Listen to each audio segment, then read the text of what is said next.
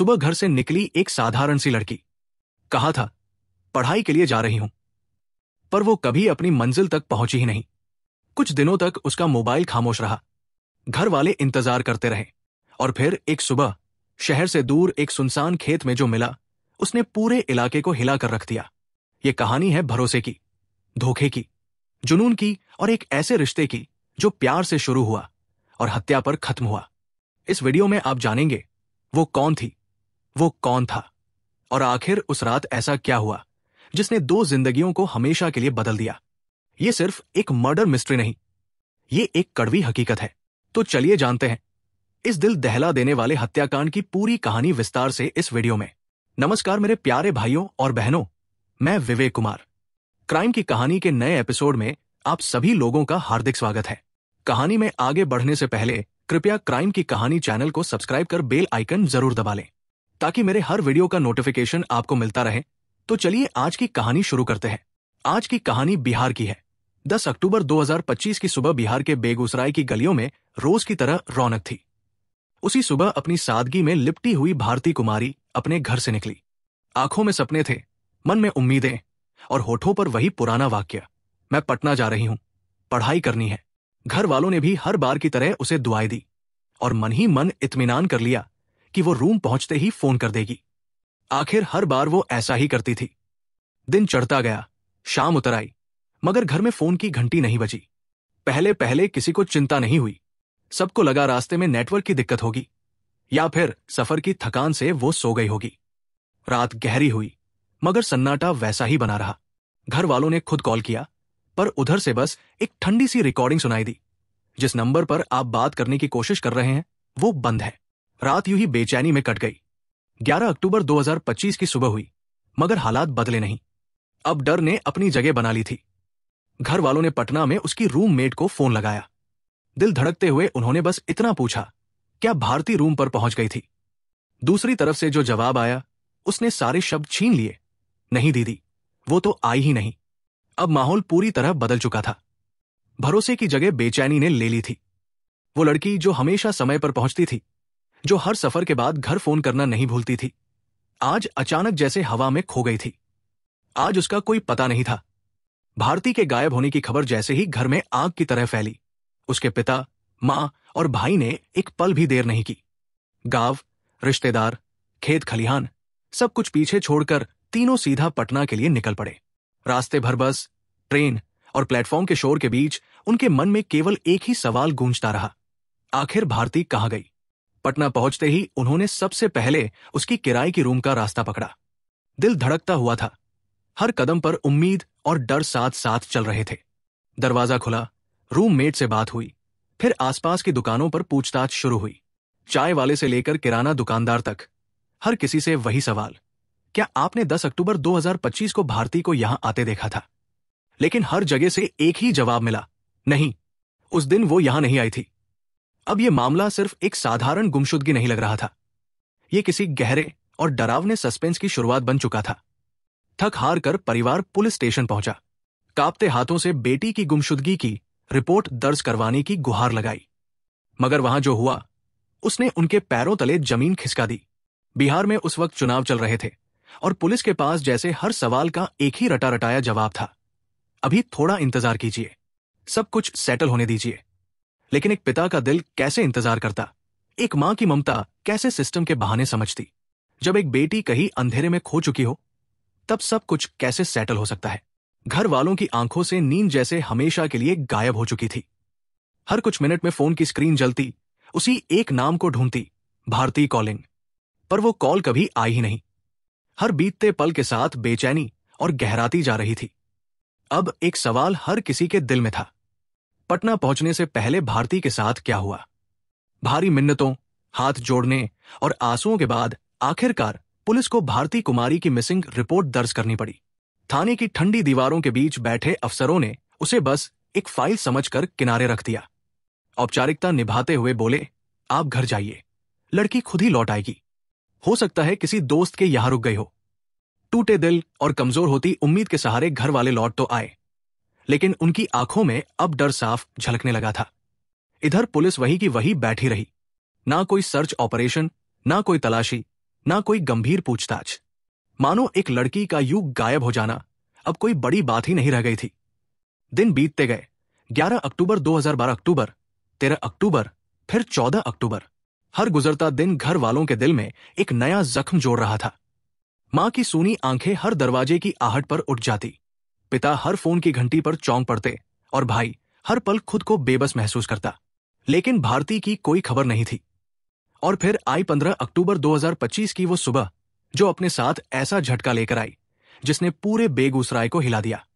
शहर से कुछ किलोमीटर दूर एक सुनसान खेत में कुछ मजदूर रोज की तरह काम कर रहे थे। तभी अचानक एक मजदूर की नजर खेत के एक कोने पर पड़ी। वहां कुछ पड़ा हुआ था। पहले उन्हें लगा कि शायद कोई पुराना कपड़ा होगा, लेकिन जैसे ही पास जाकर देखा, सबके रोंगटे खड़े हो गए। वो किसी लड़की की डेड बॉडी थी। घबराए मजदूरों ने तुरंत पुलिस को सूचना दी। कुछ ही देर में थाने की टीम मौके पर पहुंच गई। देखते ही देखते चारों तरफ भीड़ जमा हो गई। खेत के बीचों बीच मिट्टी में आधा धंसा हुआ वो शरीर और चेहरे पर ऐसा दर्द जो किसी ने झेला हो तो बस आखिरी बार। पुलिस ने खेत में पड़ी उस लाश को मिट्टी से बाहर निकलवाया। शरीर पर जमी सूखी मिट्टी हटाई गई, तस्वीरें ली गई और पहचान के लिए उन्हें सोशल मीडिया और स्थानीय चैनलों पर जारी किया गया। कुछ ही घंटों में ये तस्वीरें पूरे इलाके में फैल गई और तभी बेगूसराय के एक घर में मातम पसर गया। जैसे ही उन तस्वीरों पर परिवार की नजर पड़ी, उनकी रूह कांप उठी। ये वही चेहरा था, वही आंखें, वही मासूमियत। ये भारती कुमारी थी। घर वालों को तुरंत बुलाया गया। जब मां को वहां लाया गया और उसने अपनी बेटी के चेहरे से मिट्टी हटाई तो उसकी छाती से ऐसी चीख निकली कि वहां मौजूद हर इंसान का दिल दहल गया। ये मेरी भारती है। उस एक वाक्य के साथ ही चारों तरफ सन्नाटा छा गया। पिता पत्थर की तरह खड़े रह गए। भाई की आंखों से आंसू थमने का नाम नहीं ले रहे थे। लड़की की गर्दन पर गहरे निशान साफ दिखाई दे रहे थे। देखने में ही समझ आ रहा था कि उसकी मौत सामान्य नहीं थी। उसने बहुत दर्द सहा था। पुलिस ने शव को पोस्टमार्टम के लिए भेज दिया। रिपोर्ट आई तो सच्चाई और भी डरावनी निकली। भारती के शरीर पर किसी तरह की गंभीर मारपीट के निशान नहीं थे, लेकिन उसकी मौत दम घुटने से हुई थी। मतलब साफ था, किसी ने पूरी प्लानिंग के साथ उसका गला दबाकर उसकी जान ली थी। अब सवालों का तूफान उठ चुका था। वो लड़की जो पढ़ाई के लिए पटना निकली थी, जिसकी गुमशुदगी को पुलिस ने शुरुआत में हल्के में लिया, उसकी लाश बेगूसराय के एक सुनसान खेत में कैसे मिली? क्या उसे पटना से यहां लाया गया था या वो कभी पटना पहुंची ही नहीं थी? जांच अब दबाव में तेजी से आगे बढ़ रही थी। पुलिस ने सबसे पहले भारती कुमारी के मोबाइल फोन की लोकेशन ट्रैक करनी शुरू की। Call detail record, tower location और आखिरी सिग्नल को खंगाला गया। टेक्निकल टीम ने जब उस डाटा को गहराई से विश्लेषण किया तो एक चौंकाने वाला सच सामने आया। 10 अक्टूबर 2025 को भारती बेगूसराय से निकली थी पटना जाने के लिए। घर वालों का विश्वास था कि वो सीधे अपने रूम पहुंचेगी, लेकिन सच्चाई इससे बिल्कुल उलट निकली। जब पुलिस ने उसकी आखिरी मोबाइल लोकेशन ट्रेस की तो पटना नहीं, बल्कि सीधा कासगंज का नाम सामने आया। ये सुनते ही जांच टीम भी सन्न रह गई। सवाल उठने लगे, आखिर पटना जाने की बात कहकर वो कासगंज क्यों गई? क्या वहां कोई उसका इंतजार कर रहा था या फिर वो किसी साजिश का शिकार हो गई थी? इन तमाम सवालों की चाबी अब केवल एक जगह छिपी थी, भारती की CDR यानी कॉल डाटा रिकॉर्ड में। पुलिस ने तुरंत उसका पूरा कॉल रिकॉर्ड निकलवाया। जब रिपोर्ट सामने आई तो केस की दिशा ही बदल गई। पता चला कि 10 अक्टूबर 2025 को घर से निकलने के बाद भारती ने सिर्फ एक ही नंबर पर कॉल किया था। लेकिन चौंकाने वाली बात यह थी कि यह कोई इत्तेफाक नहीं था। वो उस नंबर पर पिछले कई महीनों से लगातार घंटों बात करती आ रही थी। वो नंबर गोपाल कुमार साव नाम के एक शख्स का था। पुलिस ने बिना एक पल गवाए उसकी लोकेशन ट्रेस की। डाटा में साफ दिख रहा था कि गोपाल कासगंज में ही रहता है। जब उसकी प्रोफाइल खंगाली गई तो और भी हैरानी हुई।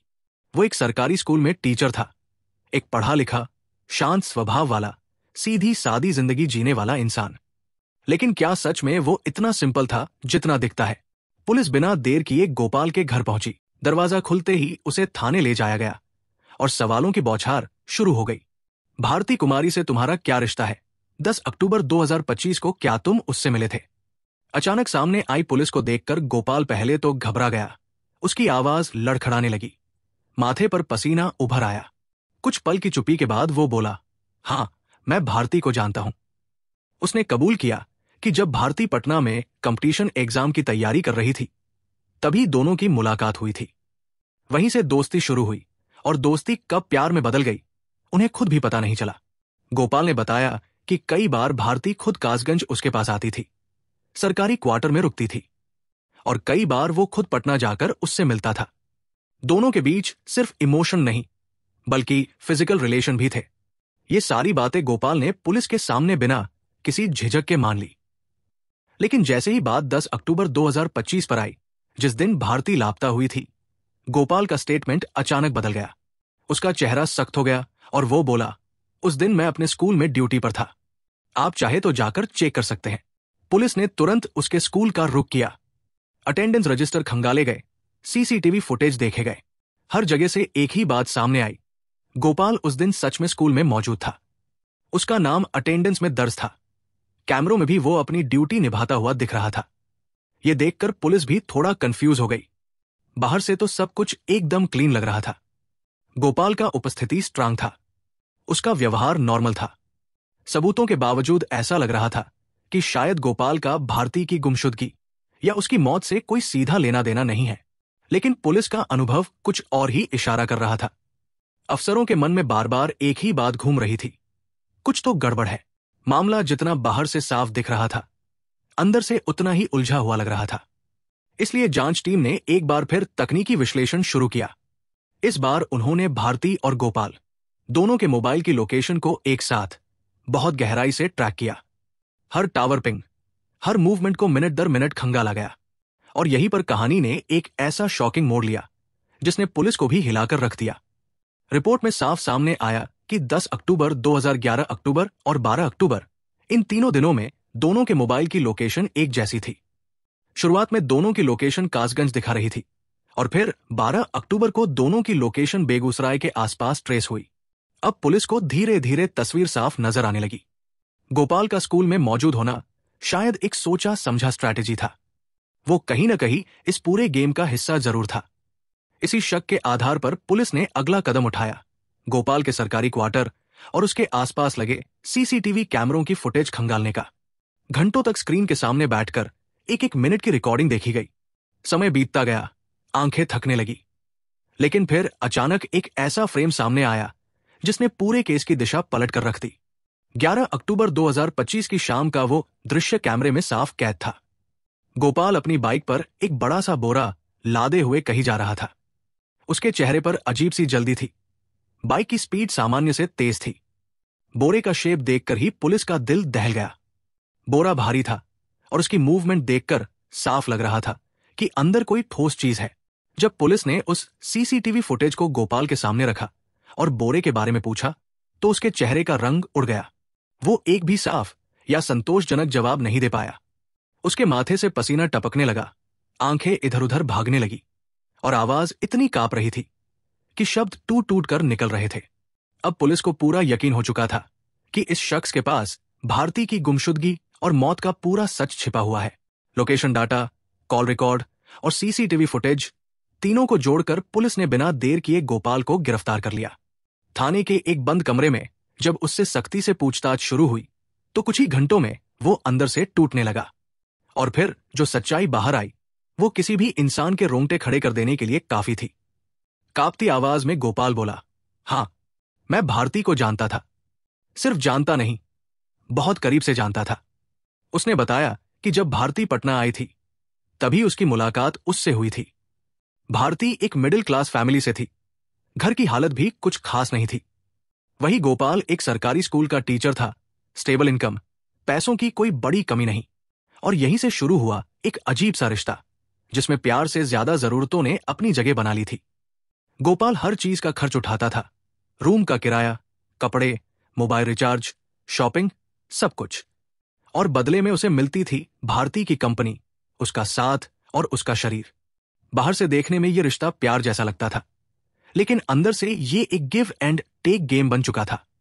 दोनों अपनी अपनी जरूरतों के हिसाब से इस रिश्ते को निभा रहे थे। 10 अक्टूबर 2025 को भारती बेगूसराय से निकली थी, लेकिन वो पटना नहीं गई। वो सीधा कासगंज पहुंची, गोपाल के सरकारी क्वार्टर में। दिन में गोपाल रोज की तरह स्कूल चला गया था। क्वार्टर में अकेली भारती उसका इंतजार करती रही। शाम ढली, रात हुई और जब गोपाल ड्यूटी से लौटा तो सब कुछ बिल्कुल नॉर्मल था। दोनों मिले, बातें हुई, पुराने दिनों की तरह हंसी मजाक हुआ, और फिर दोनों ने अपने प्राइवेट मोमेंट साथ बिताए। उस रात किसी को अंदेशा तक नहीं था कि अगली सुबह सब कुछ खत्म होने वाला है। 11 अक्टूबर की सुबह करीब 4 बजे गोपाल अचानक उठ गया। कमरे में हल्की हल्की अंधेरी रोशनी थी। भारती गहरी नींद में सो रही थी। ड्यूटी पर जाने से पहले गोपाल की नजर उसके मोबाइल फोन पर पड़ी। शायद ये सिर्फ क्यूरियोसिटी थी, या फिर मन में छिपा कोई हल्का सा शक।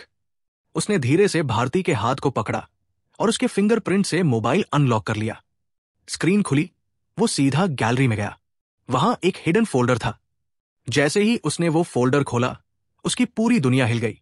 उस फोल्डर में भारती और किसी दूसरे लड़के की कई अश्लील तस्वीरें थी, क्लोज, रोमांटिक और ऐसी जो किसी भी आदमी का खून खौला देने के लिए काफी थी।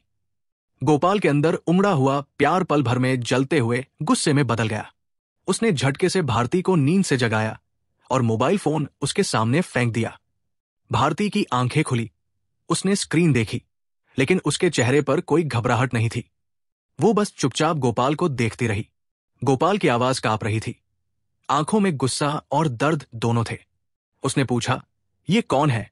तूने मेरे साथ ऐसा धोखा कैसे किया? भारती ने बहुत ठंडे लहजे में कहा, इन सब चीजों को साइड में रखो, पहले मेरी हसरतें पूरी करो, उसके बाद बात करते हैं। यही सोचकर भारती चुप रही।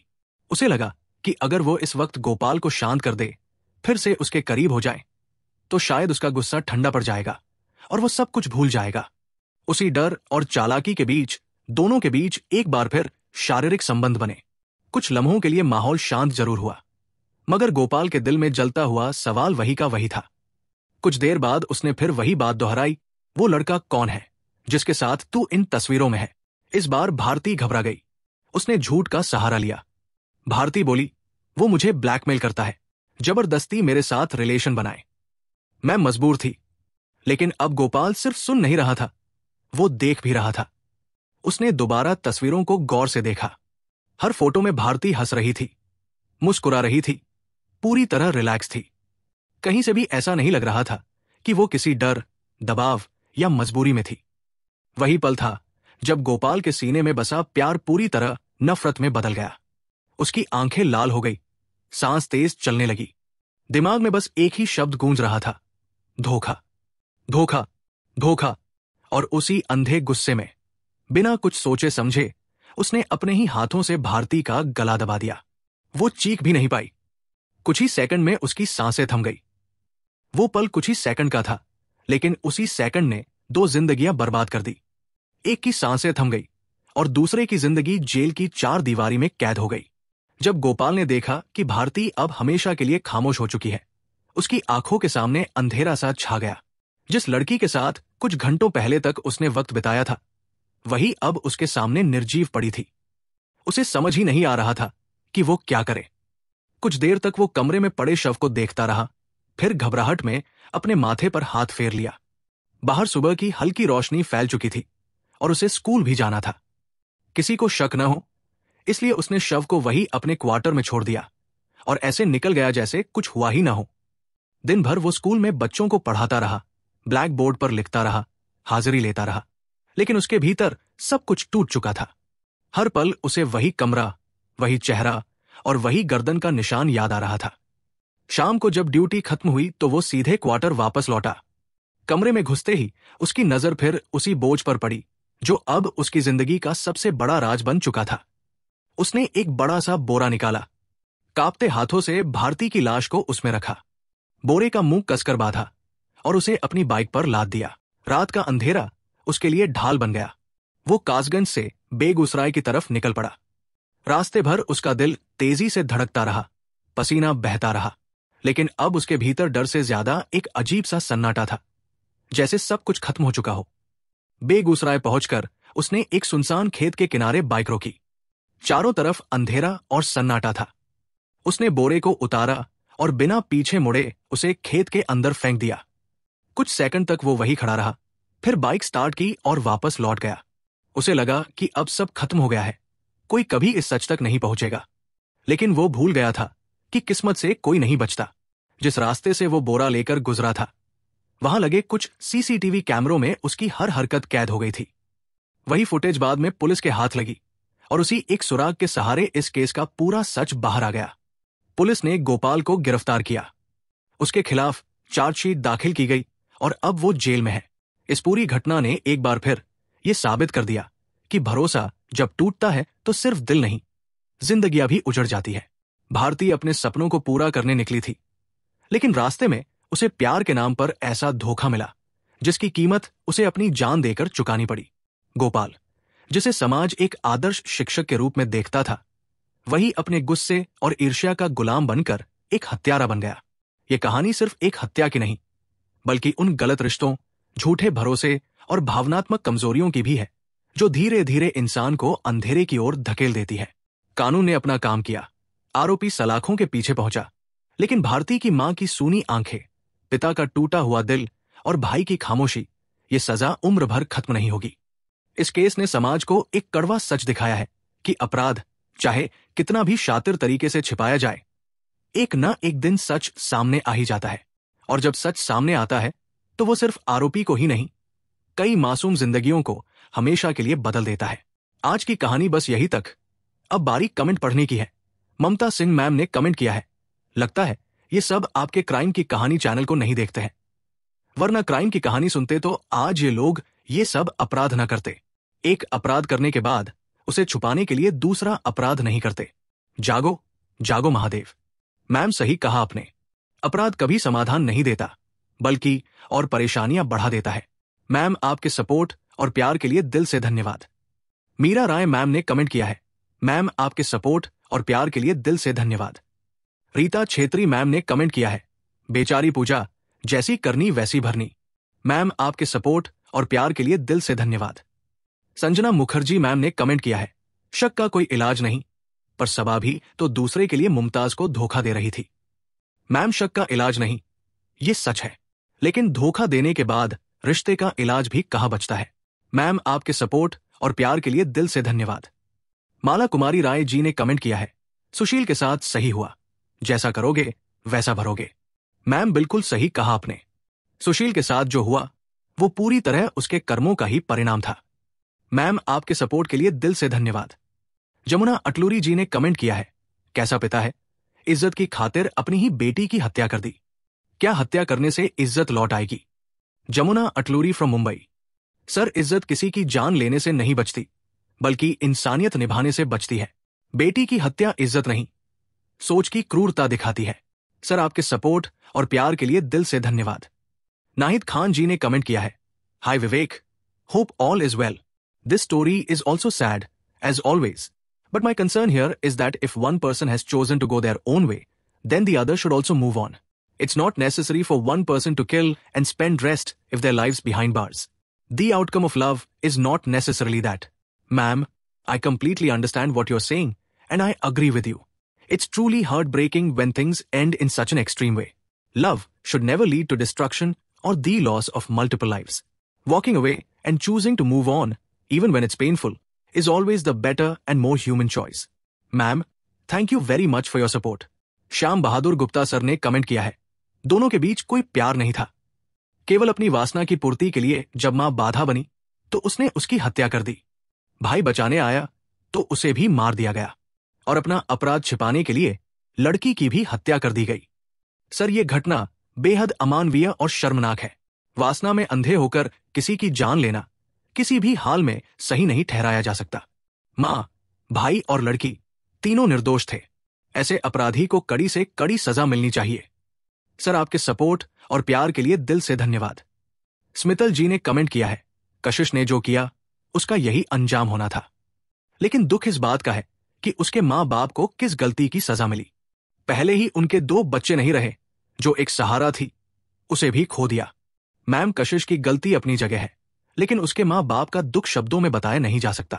जिन्होंने पहले ही 2 बच्चों को खो दिया, उनके लिए ये तीसरा जख्म असहनीय है। गलती किसी की भी हो, सजा पूरे परिवार को मिलती है, और यही सबसे दुखद सच है। आपके सपोर्ट और प्यार के लिए दिल से धन्यवाद। प्रीति कुमारी जी ने कमेंट किया है, hello sir, sad story. Hello ma'am, आपके सपोर्ट और प्यार के लिए दिल से धन्यवाद। रिंकी देवी जी ने कमेंट किया है, ऐसे लड़कों के लिए सोनम और मुस्कान जैसी लड़कियां बहुत जरूरी होती है। मैम, जरूरी तो है, पर हर किसी को ऐसी किस्मत कहाँ मिलती है। मैम, आपके सपोर्ट और प्यार के लिए दिल से धन्यवाद।